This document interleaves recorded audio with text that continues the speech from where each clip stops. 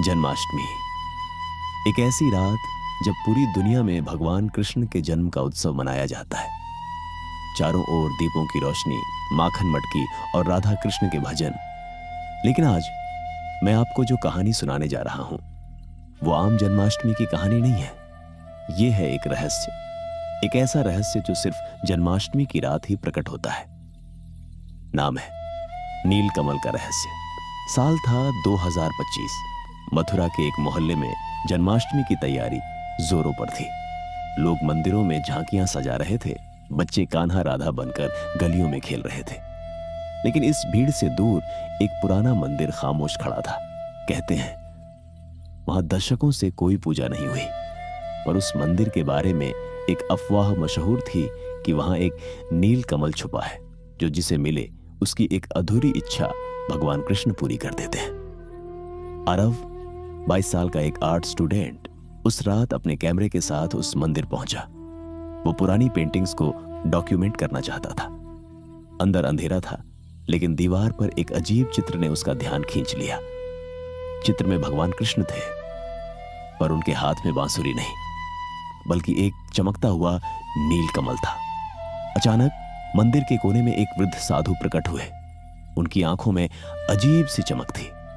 उन्होंने धीमे स्वर में कहा, यह कमल सिर्फ जन्माष्टमी की रात प्रकट होता है, और जिसे ये मिल जाए उसकी एक अधूरी प्रार्थना स्वयं कृष्ण पूरी करते हैं। आरव ने हैरानी से पूछा, तो इसे पाने का तरीका क्या है?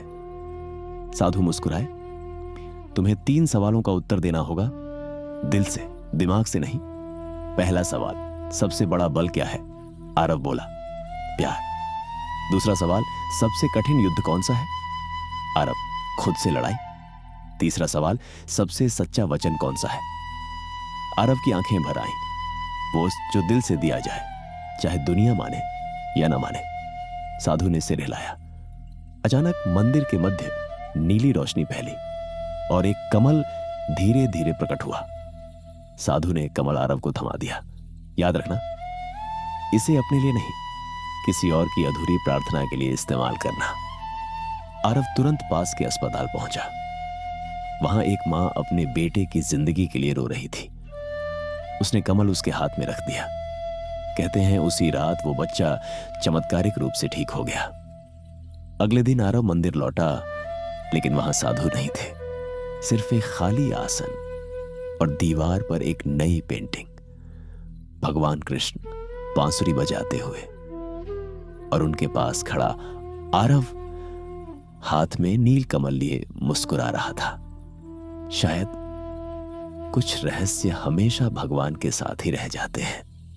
टोन टेम्पल रेडियो, शब्दों से परे आत्मा की यात्रा। जुड़े रहने के लिए सब्सक्राइब करें और ज्ञान की रोशनी पाते रहें।